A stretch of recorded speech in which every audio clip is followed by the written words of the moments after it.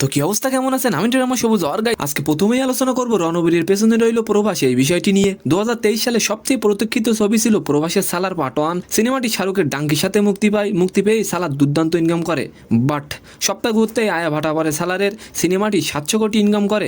Box অফিসে শাহরুখকে পেছনে ফেললেও রণবীর কাপুরের পেছনে থাকতে হচ্ছে প্রবাসকে। রণবীর কাপুরের অ্যানিমাল বক্স অফিসে 900 কোটি ইনকাম করে, এমনকি ভারতীয় বক্স অফিসেও পিছিয়ে আছে প্রবাসের সালার। আর এবার আলোচনা করব অবশেষে প্রকাশ্যে এলো জোবানের স্ত্রী এই বিষয়টি নিয়ে। সম্প্রতি বিয়ে করেছেন ছোট পর্দার জনপ্রিয় অভিনেতা ফারহান আহমেদ জোবান। তার বিয়ের পর স্ত্রীর নাম, পরিচয়, এমনকি বিয়ে সম্পর্কে কিছুই প্রকাশ্যে আনেননি জোবান। ফাইনালি স্ত্রীর সঙ্গে কয়েকটি ছবি পোস্ট করেছেন তিনি, যেখানে দেখা যাচ্ছে দুইজন মুস্কি হাসিতে পোজ দিচ্ছে।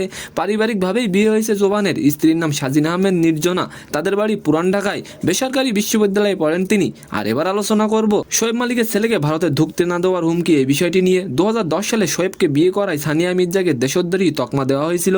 গত শনিবার সানিয়া মির্জাকে ছেড়ে শোয়েব বিয়ে করেন সানা জাভেদকে। এবার সানিয়ার ইস্যুতে বিতর্ক বাড়ালেন আসামের মুখ্যমন্ত্রী হেমন্ত বিশ্বকর্মা। তিনি কড়া ভাষায় বলেন সানিয়ার ছেলে পাকিস্তানি, তাকে যেন ভারতের নাগরিকত্ব দেয়া না হয়। তো সম্মানিত দর্শক, আজকের ভিডিওটি কেমন লাগলো অবশ্যই কমেন্ট বক্সে জানাবেন। আর ভিডিওটি যদি ভালো লাগে অবশ্যই একটি লাইক দিয়ে আমাদের চ্যানেলটিকে সাবস্ক্রাইব করে দিবেন। ধন্যবাদ।